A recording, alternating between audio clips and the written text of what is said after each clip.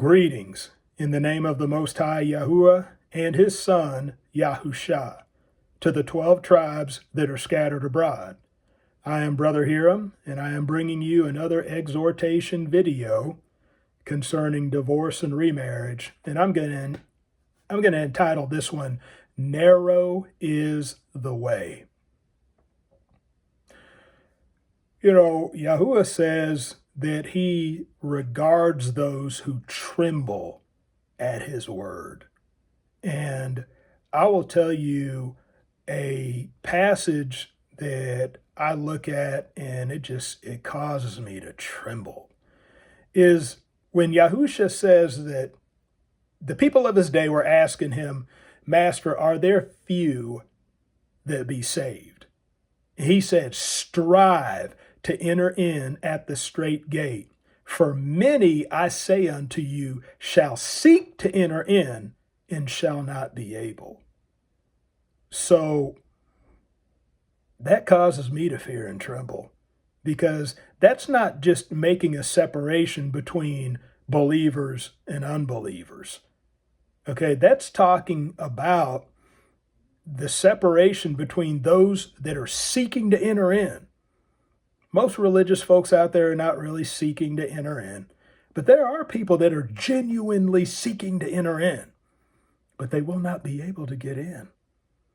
And so that's the separation amongst those that are genuinely seeking to enter in, not just believers and unbelievers. And so this narrow road may be more narrow than a lot of us have initially thought.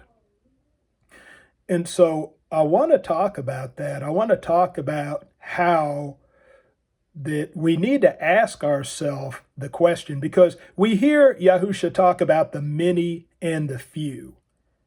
You know, that broad is the way that leads to destruction. Many there be that go in thereat. Narrow is the way that leads to life. Few there be that find it. You know, many are called, few are chosen. You see, and so we see this aspect of what we've known to be him calling out a remnant.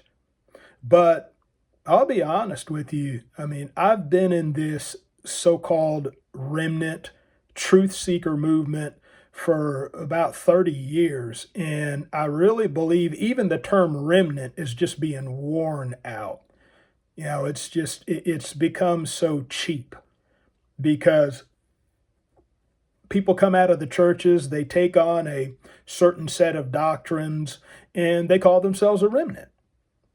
When it's going to be more narrow than that. In my testimony, if you haven't listened to my testimony, listen to it. This is what tripped me up when the Most High revealed marriage permanence truth to me 27 years ago. I was a young man, and I told you about how I was in contact with different preachers, radio preachers, and how it was a stumbling block to me that preachers that I respected and people who called themselves the remnant, called themselves holiness, but they didn't believe marriage permanence. They believed that there were exceptions for remarriage after divorce. That was a stumbling block to me. And that's part of what caused me to walk away from marriage permanence truth 27 years ago. And so when we talk about the broad and the narrow way, that not everything that proclaims to be the straight and the narrow way is the straight and the narrow way. I've learned that. I've had to learn that over the course of 30 years. The Most High, he's going to bring a remnant out of the remnant. You know, when we were young and in school, and how they would, try out for the football team and the basketball team, they'd have that first cut, and then they'd have that second cut, and then they'd have the final cut to see who made the A team and who made the B team. And what we have to understand is, there's still some cuts going on. Final cut has not been made yet. And so we don't need to get comfortable and at ease in Zion and calling ourselves the remnant when, there's still some cuts to go.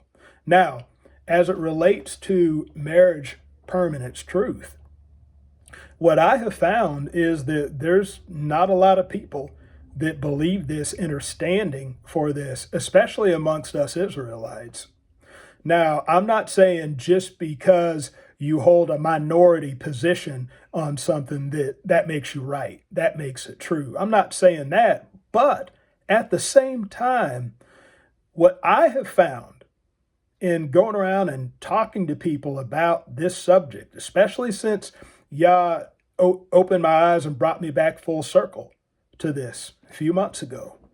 And as I go and talk to other people about this, especially talking to other mores, I am surprised at the number of people who I have talked to that they really haven't even considered this. They really haven't even looked into this.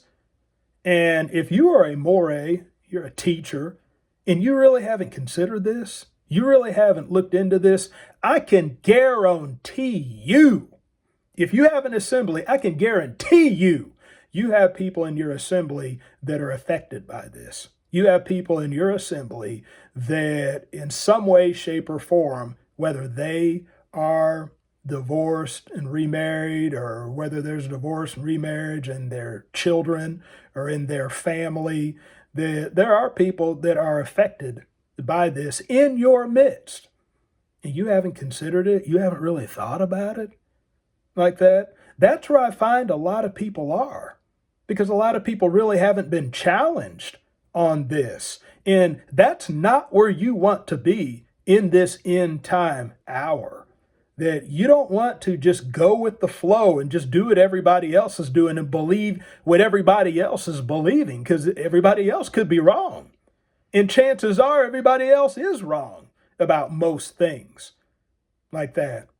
Because think about that. Many shall seek to enter in, and they shall not be able. Why?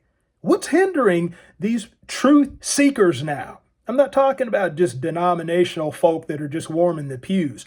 Truth seekers. What's keeping these folks from entering in?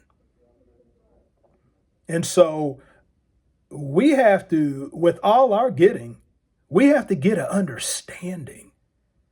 You see, it's not good enough to just say, well, I believe there are exceptions. Yahusha said, except it be for fornication. That, what I have found, the majority of people who I run to, that's what I hear them say, but they don't really have an understanding. They don't understand the issues.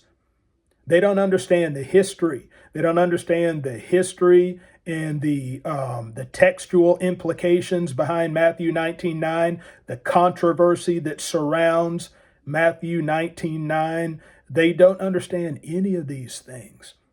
They just go with the flow of just what everybody else believes and what everybody else is doing. Brothers and sisters, this divorce and remarriage adultery thing this is a serious hole in the boat, okay, that is really causing the ship to sink. This is a big deal. This is something worthy of your time. This is something that you need to look into.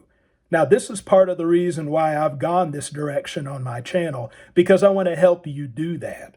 Okay, I want to at least give you a start. I'm not saying that I have everything you need on this channel. At least let what I have give you a start. Go through the teaching series. Go through these exhortation videos. At least get a grasp on what the issues are.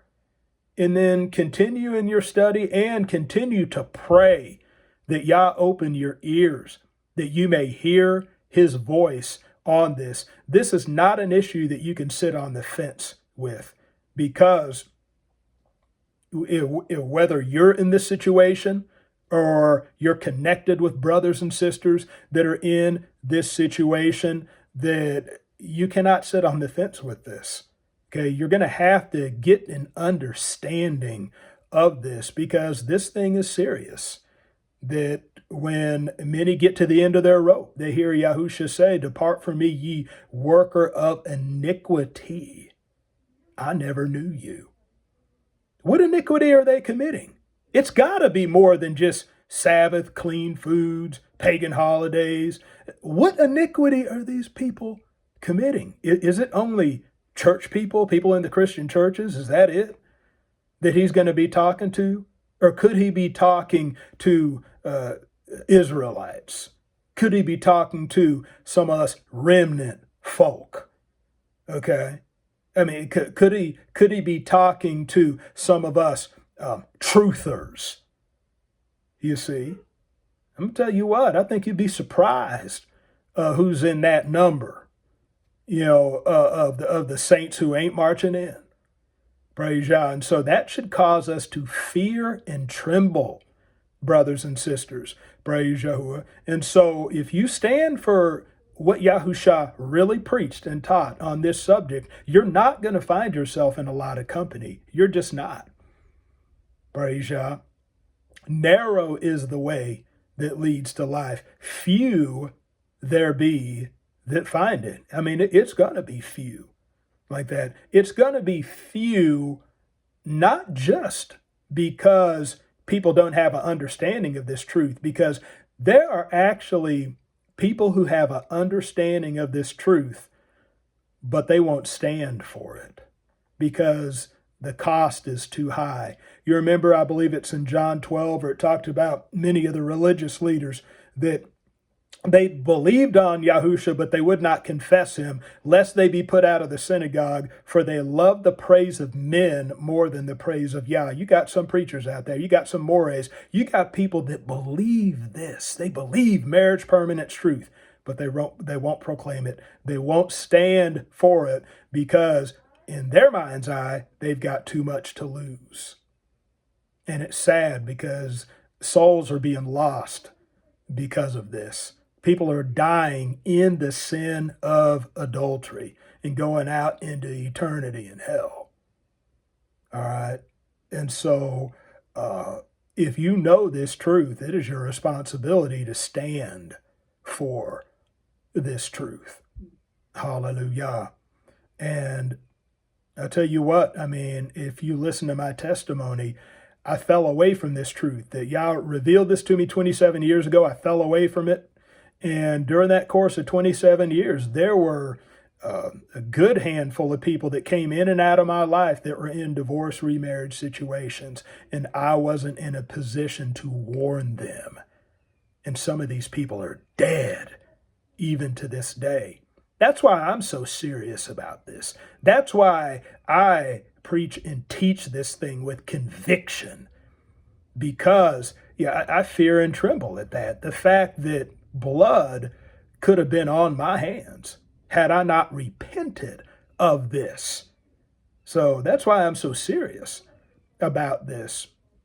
So as I said, narrow's the way. Narrow is the way. Don't let that be a stumbling block to you that hardly anybody believes this, or that hardly anybody is standing for this. Don't let that be a stumbling block to you, because see, hardly anyone is willing to pay the price in order to stand for this truth. Praise Yahuwah. And I'll tell you what my motive is. My motive is that I want to see people saved. I want to see people make it, and I want to make it. I don't want to be a stumbling block to other people, and I don't want other people to be a stumbling block to me. Praise Yah. Folk are in sin, and I'm afraid to tell them about it. I'm afraid to warn them. So that ends up being a stumbling block to me, even though I may not be in the sin myself. And then, but here I am. I better not say anything. I don't want to, disrupt anything. And now here I'm in trouble too. No, I don't want any of us to lose our soul. All right. I don't want any of us to end up missing the kingdom. And that's why I'm on here on my channel doing what I'm doing, saying what I'm saying. Y'all better pray about this. You better seek Yah. Pray and fast. See, that's what I did. I prayed and fasted. And, all things whatsoever you shall ask in prayer, believing, you shall receive. He will answer you. Because he is a rewarder of those that diligently seek him. If you diligently seek him on this, he will answer you. But you got to have an ear to hear what the Ruach saith unto the called out ones. So to the sheep that hear his voice, keep standing on the solid rock.